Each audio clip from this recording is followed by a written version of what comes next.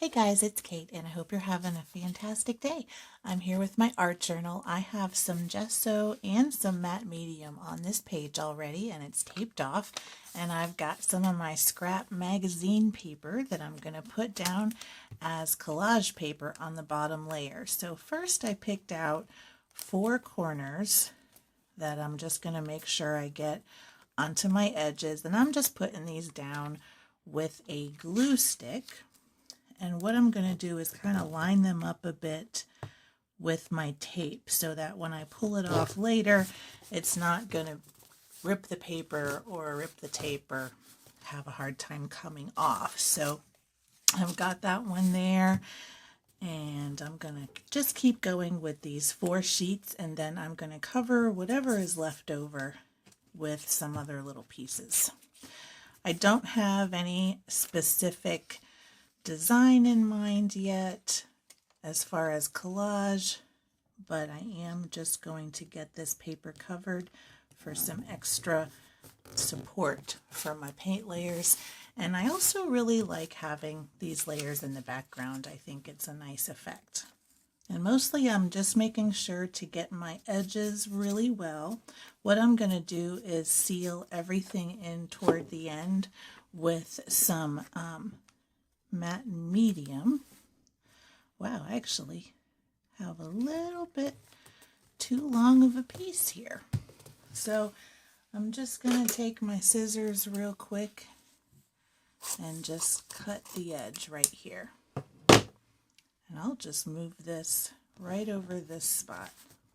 So next, I'm just going to put a quick thin layer of matte medium on it just to lock it in. And real quick, I'm also just going to make sure that this side is glued down well. So I'm just going to grab my brush and give the paper a quick coat. I'm planning on putting some inks over the top of this, so this drying will give it a much more water resistant surface so that the ink won't soak in quite as much to the paper underneath. Right. I'll let this dry and I'll be right back. Okay, I am back and I've grabbed my burnt sienna and I'm going to put a small or thin glaze on the back of this page. First, I'm just going to use my spray bottle and give it a couple of mists just to help it spread a little bit easier. And I'm going to put just a couple drops onto my plate. And I'm going to grab my moist brush and give it an even coat. Now my paper, because I got it wet and I spread it out and everything, it is a little bit lumpy. I'm fine with that. I actually kind of like that texture, but I will be going over this whole thing after this is completed to just seal everything in and get it all put down in a good layer. So I'm just gonna put the rest of this on. Looks like it was kind of a perfect amount I put out, actually. I'm just grabbing a little bit of water to help spread the rest of this out. And now we have a nice glaze on it.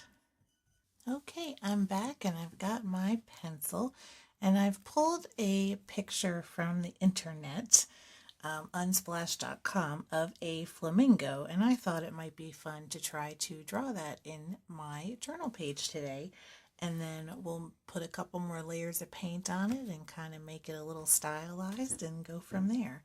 So I want to start, well, I think this is a pretty, as simple as you can get. You've got kind of a body in this area and then the head and neck coming right up around here. So I know I'm going to have the neck right in this area here. Now in the picture, the body edge kind of comes up just a little bit above halfway. So I am going to start that here, and I'm even going to just follow along with this. So I'm going to make kind of a dark mark so you can see it better, but I'm going to draw that curve pretty closely to how it looks in the picture. So then right across from that, you've got your head, and the top part of it kind of curves around just like this and meets it there. And it continues down right about to here. So I'm going to darken this line and then have it curve in just that little bit and bring it down to where I think it ends. And it's pretty much parallel here. Then we've got the bottom part of the body right around here, and it's in shadow. I'm just going to use the bottom of this.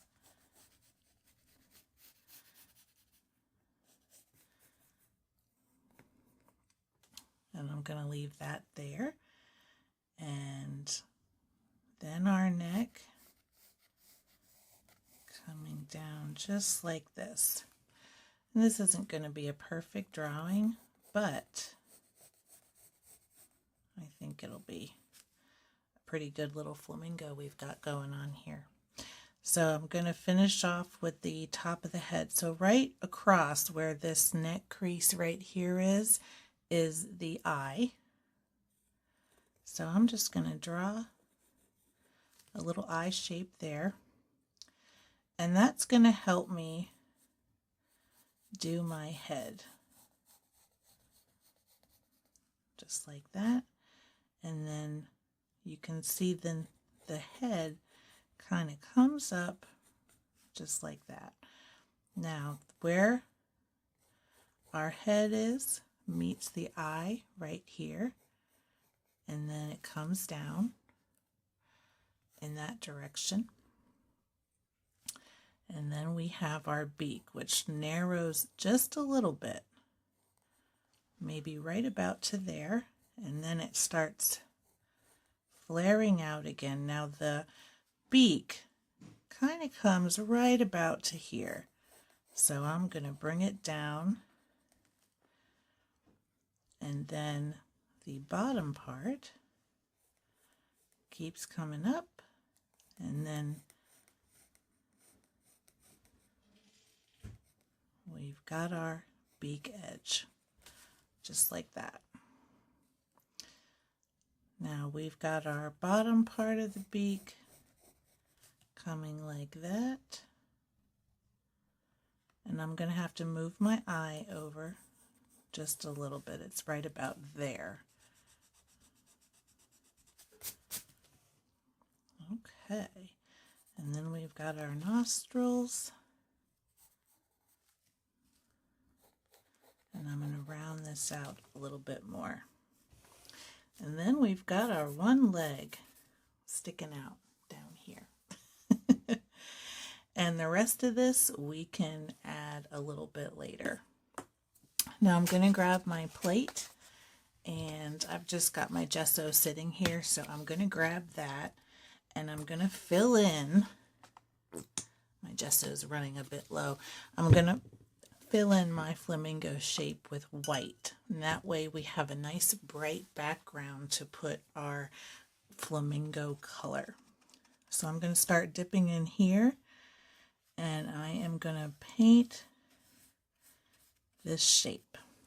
And I'm going to generally follow the direction of the feathers, because you're going to be able to see some of the brush strokes here.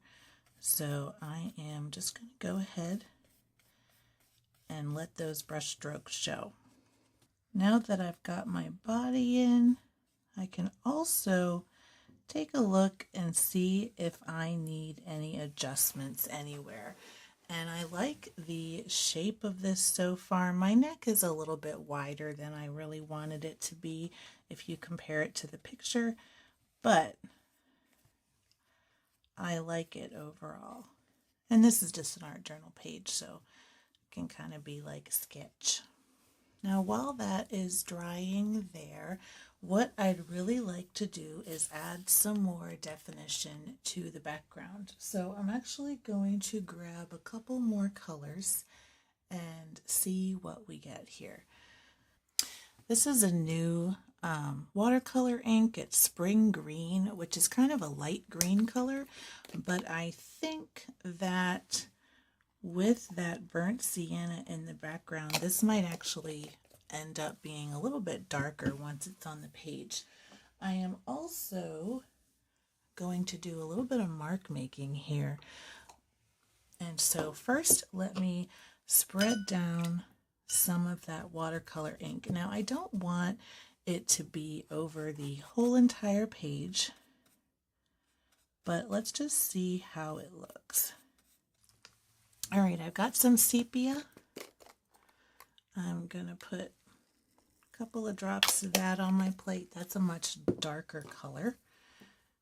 And I'm gonna go in with some of this too, just to add a nice rich dark color. Now I'm gonna, because this is gonna be really dark right here, I am not gonna put much of it around the bottom of the beak, because that is where it's going to be black. So I'm just trying to be a little bit mindful of where my colors are going to go so that we can really pump up the contrast when we add all of the colors for the rest of our painting. Now I'm going to go back in with some more of this white, since I've given it a few minutes to dry, and I'm going to give this gesso another coat to just make it even more opaque and more poppy from the background. I'm going to be using a combination of Cad Orange and Quinacridone Rose for this Flamingo. So the rose especially is a sort of transparent color. So I want to give it the brightest possible background so that it really pops off the page. Okay, I am back and dry enough to continue right now. So I just put out a little bit of lamp black. I've still got some white here, and I think what I'm going to do is stylize this a little bit. So I've got this bright aqua green, and it is kind of bright. I'm just going to put a little tiny bit out on my plate. And what I'm going to do is grab some of this white and make it even brighter, because it does dry a little bit darker than when you put it down with acrylic. Watercolor dries lighter, acrylic dries darker. So I'm going to make this pretty bright. And what I'm going to do is use this as an accent color. Now, it is not in my reference photo at all, but I really do want to narrow this neck a little bit. And I'm actually going to use that to do that. And I'm going to add some little pops of this bright aqua green. And it is pretty bright. I'm going to just sort of brush it out and add some little pops. And I've got some of my watercolor ink reactivating just a little bit underneath. So I am just going to be mindful of that and try not to do too many brush strokes. So I'm just going to add some interesting marks in some kind of random-ish places. Now what I'm going to do is put out some of my Quinacridone Rose and also a little bit of my Cad Orange. I'm going to put them next to each other and kind of blend them up a little bit. I want this to be a nice poppy, bright pinky orange color. And I'm going to add some white to it as we go, but first I'm just going to really fill in our flamingo. I'm going to leave these little brush strokes showing because I like that. Now this is going to be pretty one tone right now, but I'll be adding some more color. And where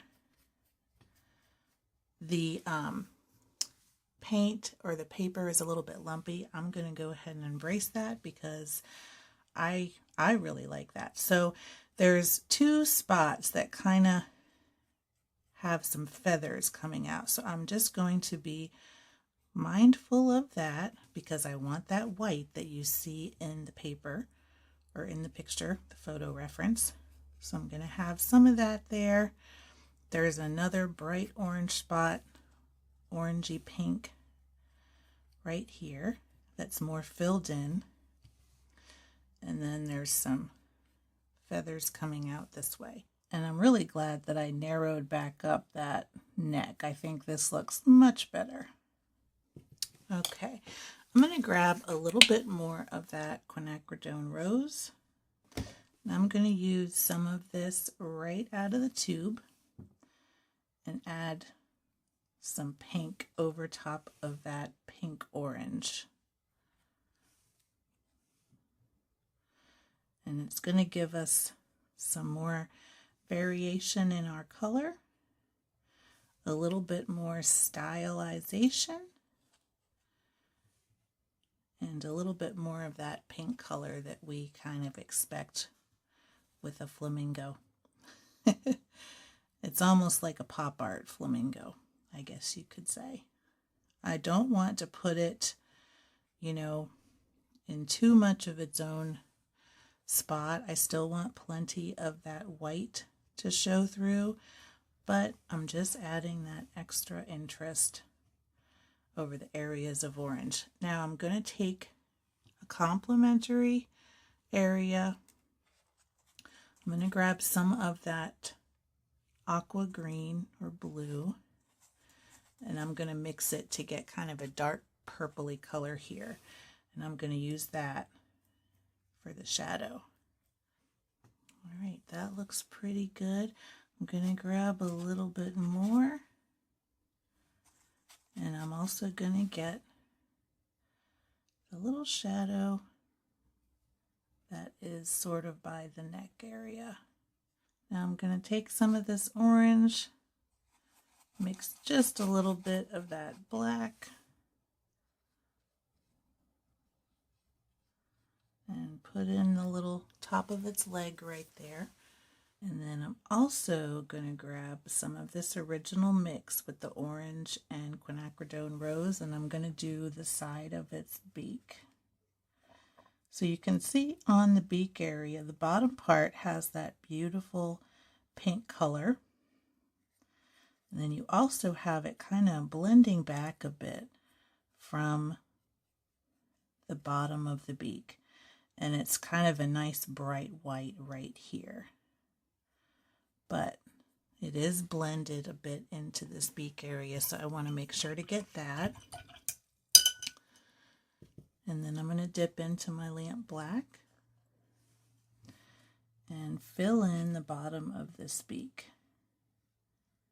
So you can also see there's a little bit of a line that is separating that beak area. So I'm going to wipe a little bit of this paint off my brush. I want to get a nice fine line.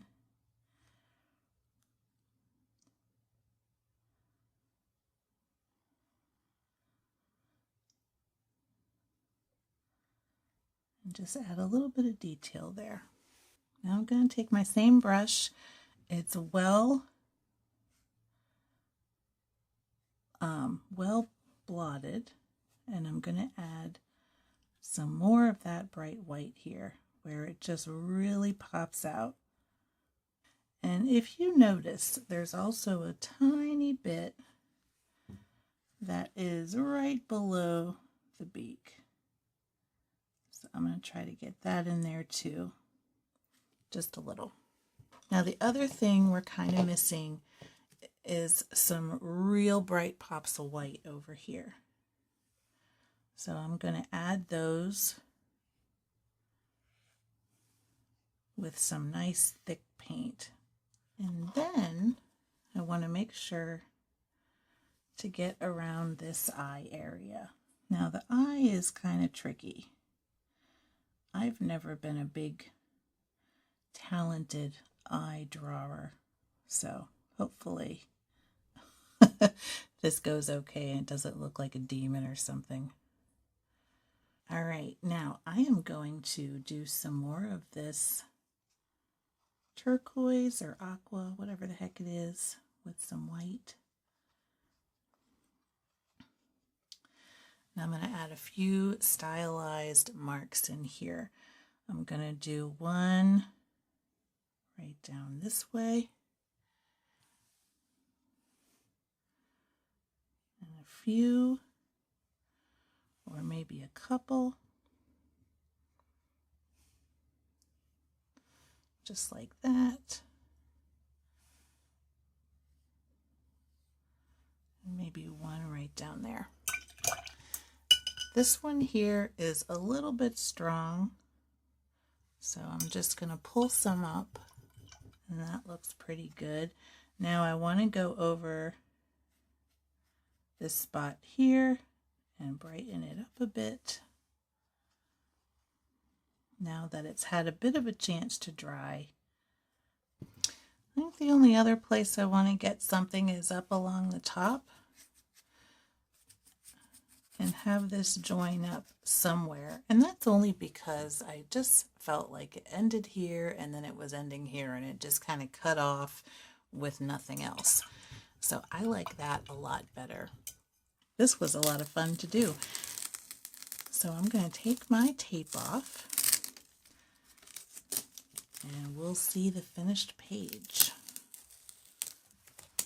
And it doesn't have to be hard to draw or paint birds and things like that. I have found that what really helps me is to just find an easy frame of reference. For me, it was this top curve that kind of came in about halfway. And you get your first piece in there, and the rest of it, you just kind of look at how it works in relation to the rest. And so I love practicing this, but let me give you the close-up of the finished flamingo. And I love it. I hope you enjoyed following along with me today, and I hope that you try it with your supplies that you have on hand. And if you like this video, make sure to give it a thumbs up, and if you want to see more like this, make sure to subscribe to my channel. Until next time, keep creating.